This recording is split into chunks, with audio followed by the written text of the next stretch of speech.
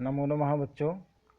आज हम प्रश्नवाचकः पुल्लिंगः शब्दः कः कौ के इस पाठ का भाग 2 देख रहे हैं।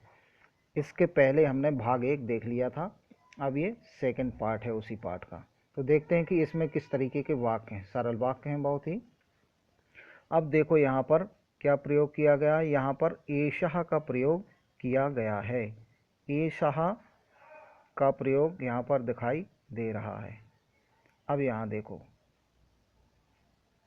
एषः कः, एषः कः, उसका नीचे वाक्य लिखा हुआ है एषः मयूरः।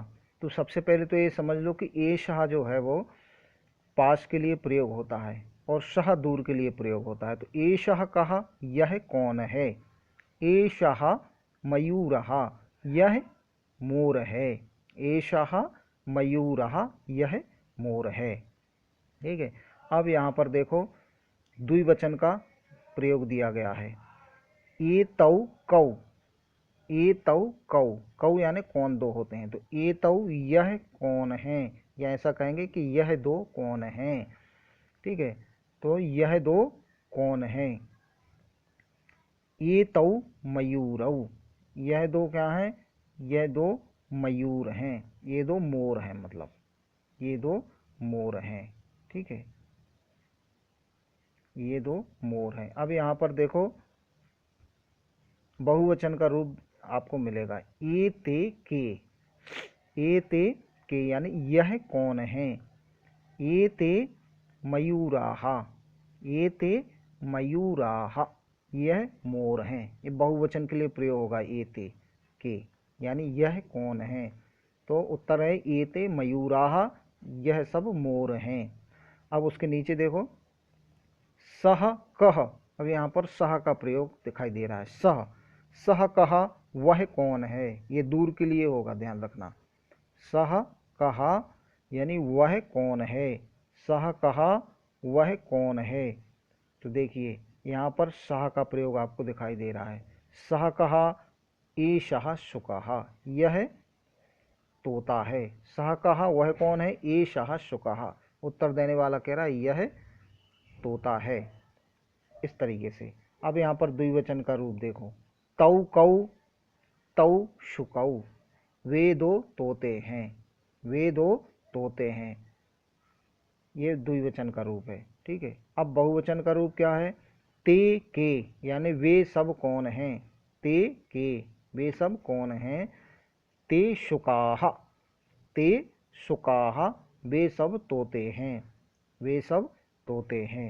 इस तरीके का रूप मिलेगा। अब देखो यहाँ पर क्या दिया गया है। एषः कः, एषः रजकः, एषः रजकः, यह कौन है। रजक है, कपड़े धोने वाला, यह रजक है। अब यहाँ पर द्विवचन का रूप भी दिया गया है। एतौ कौ, एतौ कौ, उत्तर है एतौ रजकौ, एतौ रजकौ, यह दो रजक हैं। ये दो रजक, कपड़े धोने वाले को रजक कहते हैं। एतौ रजकौ, यह दो रजक हैं। अब देखो यहाँ पर बहुवचन का भी आपको रूप मिलेगा। एते के, एते के, उत्तर है एते रजकाः, एते रजकाः, यह सब रजक हैं, यह सब रजक हैं। तो ध्यान रखें, एषः पास के लिए और सह दूर के लिए। जो पास में खड़ा होगा उसके लिए एषः का प्रयोग होगा, और जो दूर होगा उसके लिए सह का प्रयोग, यानी तद शब्दों का प्रयोग करेंगे। सह कहा, वह कौन है। एषः कहा, यह कौन है। तो इस तरीके से प्रयोग मिलते हैं। एक वचन के साथ एक वचन, द्विवचन के साथ द्विवचन, और बहुवचन के साथ बहुवचन का प्रयोग होना चाहिए। तो इस तरीके से इतने सारे सब वाक्यों को आप अच्छे से याद कर लीजिए, बना बना के देख लीजिए, इन वाक्यों को समझ लीजिए। उसके बाद नेक्स्ट वीडियो आपको दिया जाएगा। नमो नमः।